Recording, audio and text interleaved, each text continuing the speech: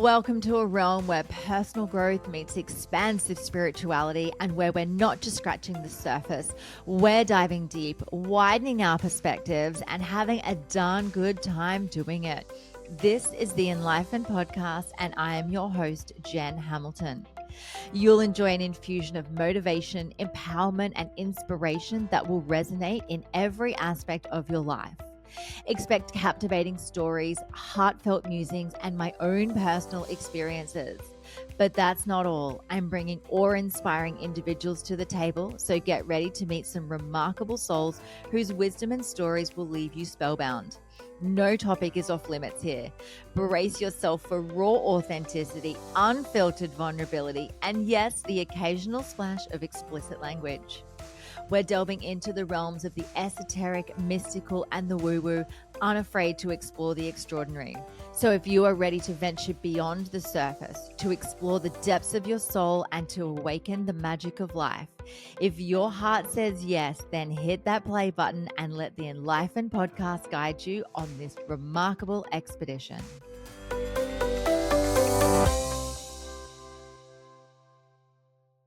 Hello, beautiful soul, and welcome to another episode of the Enlightenment Podcast. I'm your host, Jen, here with episode 100. I am so freaking excited that I have made it to 100 episodes, and this actually wraps up the final episode for season 2.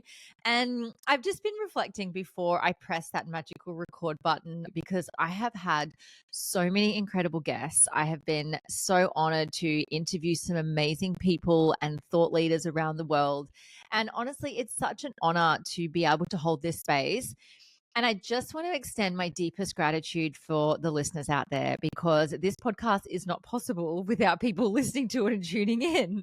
Honestly, it gets me so excited to look at the stats when they come through every week and just see how many people are impacted by these conversations, where the podcast is being listened to all around the world.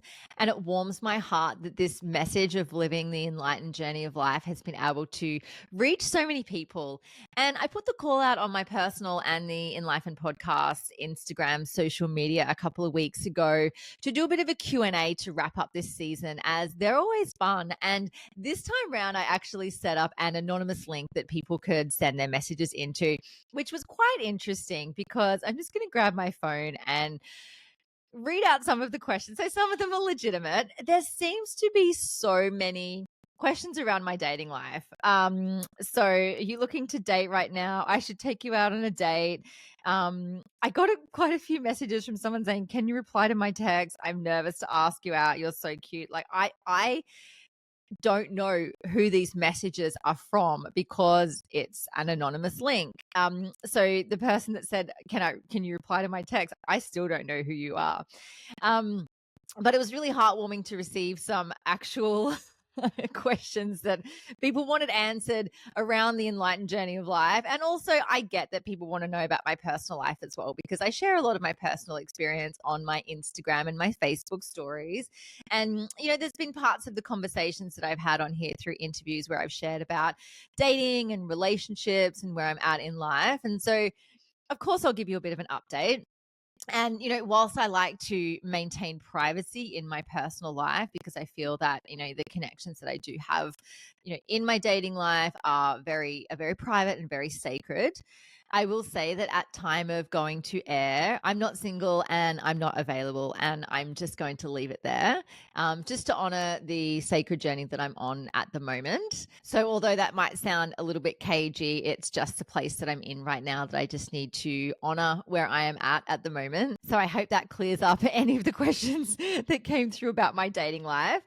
One of the other questions that came through was, who is my favorite artist? I actually love this question because I have many favorite artists. So the word artist is actually quite a broad term because it doesn't necessarily mean someone that creates like paintings or digital art. It can also be the art of words, the art of tantra, which I've been studying recently, or it could be the art of song and music and dance as well. So one of my favorite artists is a beautiful soul called Izzy Ivy. Her oracle card deck is called Beyond Lemuria, and I am obsessed with the art that she creates and what she channels as well.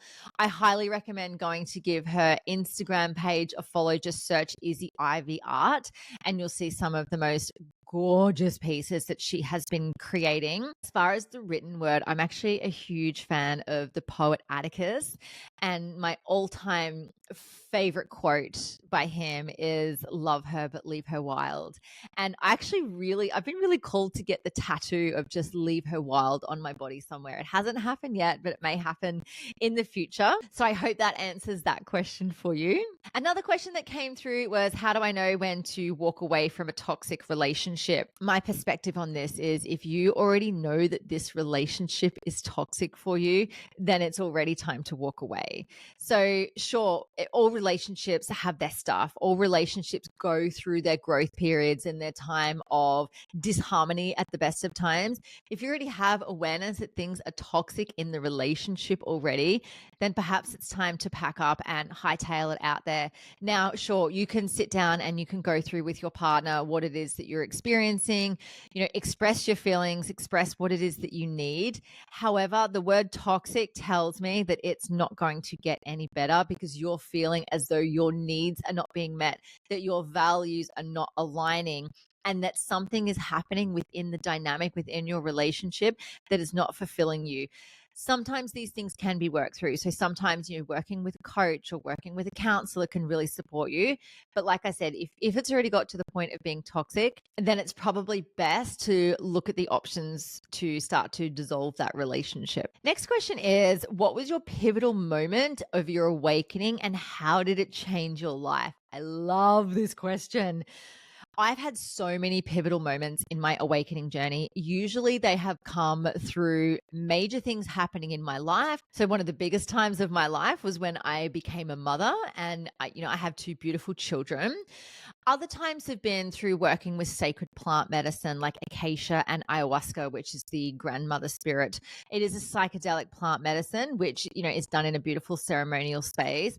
And, with the support of these plant medicines, it really helps to deeply excavate what is in the subconscious and hold up a mirror, or hold up, the shadow parts of you that you're refusing to look at, to be able to help you see clearly to move forward into certain areas of your life that ultimately, are the path that you're meant to be on. I truly believe that the plants are our allies. And every single time I have sat in ceremony with these beautiful medicines of the earth, I have had such a profound journey and experience, and so many awakenings through the process as well. I can't even still get into human words what actually can transpire from sitting with plant medicine. And if you are called to work with these psychedelic medicines, follow that calling. You'll start to notice that if you feel called to work with these medicines, they will find you. And I've always been told, the medicine comes to us. You'll hear someone say, perhaps they've done a journey before and they want to invite you into their plant family. It's not something that you can just Google and be like, oh, cool, I'm just going to go to this weekend ceremony. However, there are some cowboys in the industry. So let it be known that if there are things that you can just go along to, and you're not invited into a space, or if it feels like it's like a backyard environment, or it's out of integrity with, the highest reverence and respect for the medicine, then it's somewhere that you really should not be, in that sacred space. And, some of the pivotal moments that I've had in my life have come through simple conversation with friends or lovers or relatives, to realize things that perhaps I had created a story or a narrative around that had me seeing people a certain way, or seeing myself a certain way, which actually wasn't true. And I had this happen recently, where I was in conversation with a friend and I'd expressed how I'd felt. It was about 5 years ago, when we'd had this experience, and I felt really hurt by this particular person. And at the time, I didn't actually have the confidence or the self-worth to speak up for myself. I just cut off the relationship. I blocked them and I tried to get on with my life, because I was in so much pain thinking this person had done the wrong thing by me. Now, fast forward, when we'd reconnected, 5 years later, I brought up this conversation to say, hey, look, this is what happened for me a few years ago. This is how I felt because of what I had been told had transpired in a particular conversation.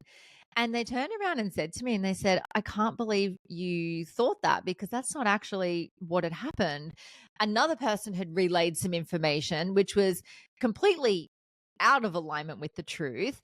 And I'd created this narrative, this whole story around this other person. And like, it just all went to shit. And everything comes out in the wash, everything comes out eventually.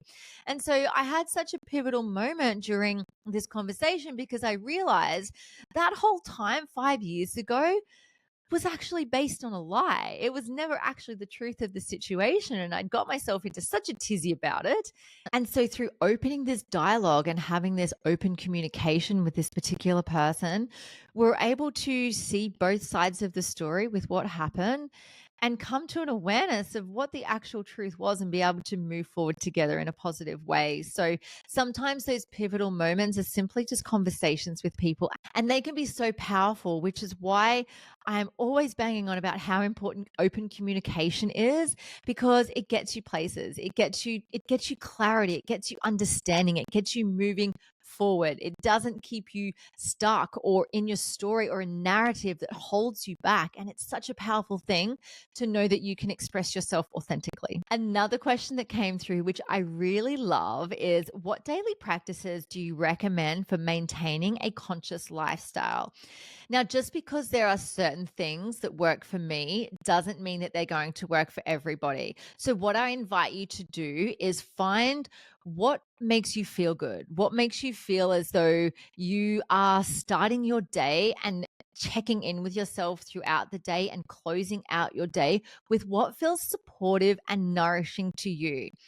And I'm huge on values. I have a free resource called Visualize Your Values on my website, which is at jenhamilton.coach. And it is a workbook and a meditation to help you find your values and how you can integrate those into your everyday life and live inspired and aligned with your values. And so for me, some of my daily practices are checking in with my values every morning and asking myself how I can embody those into my day every single day.